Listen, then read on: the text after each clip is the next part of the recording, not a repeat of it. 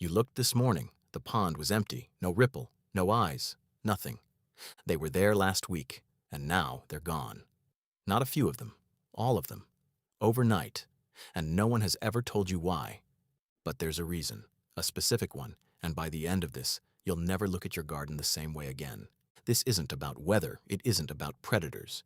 The frogs in your garden are responding to a signal, one so precise, so invisible, that scientists spent decades not believing it was real. You'll find out what that signal is. You'll find out what's living under your lawn right now, in numbers that will genuinely surprise you. And you'll find out something about one species of frog that researchers confirmed in a lab, and that most biologists, when they first heard it, flatly refused to accept. Stay with this until the end. What you'll hear last has been happening under frozen ground every winter for longer than this country has had gardens, and no one bothered to tell you. The disappearing act? You've probably noticed it happens fast, not a gradual thinning. One day the pond is active, the next it simply is not, and the change feels almost deliberate. Because it is. Common frogs, Rana temporaria across Europe, wood frogs across North America, begin retreating before any temperature change is detectable at the surface. Not hours before, days. Whatever signal they're reading, it isn't one we can measure easily, and it isn't one most people would expect. The next time your pond goes quiet, check the forecast. Not for today, for the day after tomorrow. The frogs already know what it says. What lives beneath? Where they go is the part most people never think about. Hibernation suggests sleep, a bear in a cave. But Rana temporaria doesn't sleep through winter, it enters torpor. And torpor is not sleep. The distinction matters more than most people realize. Some overwinter at the bottom of ponds, lying still in the mud, breathing through their skin.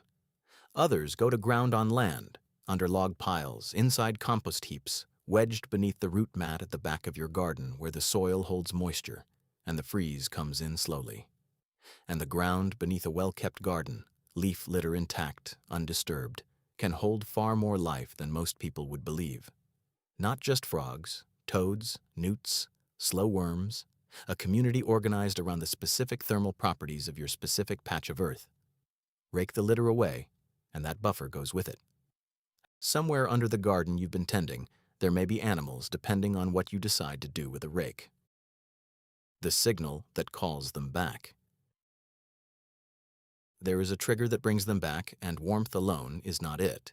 The actual cue is a combination. Soil temperature at depth crossing a threshold of around 6 degrees Celsius, coinciding with rainfall. Not air temperature, not sunlight. Soil temperature. Below that threshold, frogs in torpor don't move regardless of surface conditions. Above it, after rain, they move, sometimes covering 200 meters in a single night. 200 meters.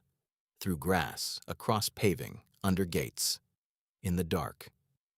And this.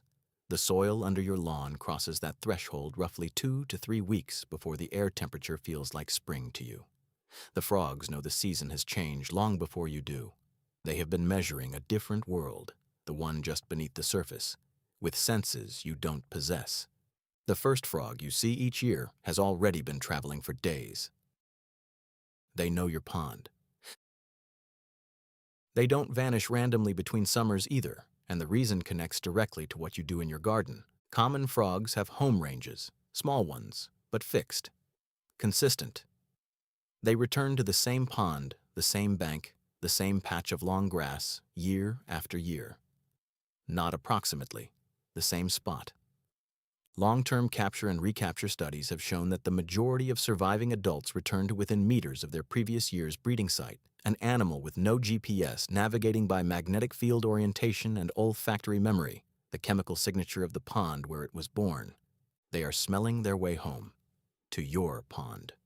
The pond that smells like itself, the specific algae in your water, the tannins from your particular trees. If the frogs stopped coming back, something changed the signal. A new fence, a hard surface where grass used to be, a pond cleaned too thoroughly, the chemical memory scrubbed out with a pressure washer and good intentions. The frog came back, found nothing it recognized, and didn't stay. The oldest message in your garden. There is a sound frogs make that most people have never heard, and that carries real information between two animals in the space of less than a second. Male frogs produce two distinct call types during breeding season. The advertisement call, the low croaking most people recognize, signals presence and fitness to females. But there is a second call, shorter and sharper, produced when a male is gripped by another male in error, the release call. It is the only frog vocalization that functions as a direct correction between two animals in contact.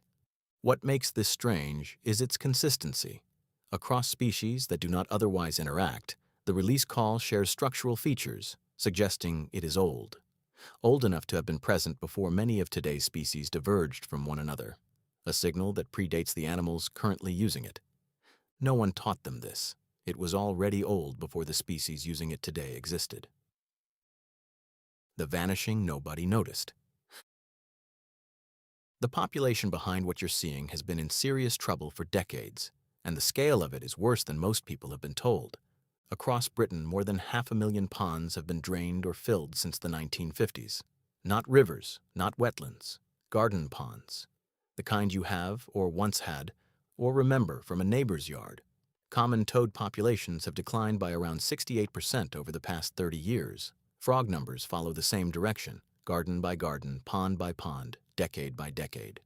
The two primary drivers are not pollution or predation, pond loss, and hard surfaces that animals cannot cross safely between breeding seasons. Your garden pond is not a decorative feature. In the current landscape, it is a refuge, possibly the nearest one for 100 meters in any direction.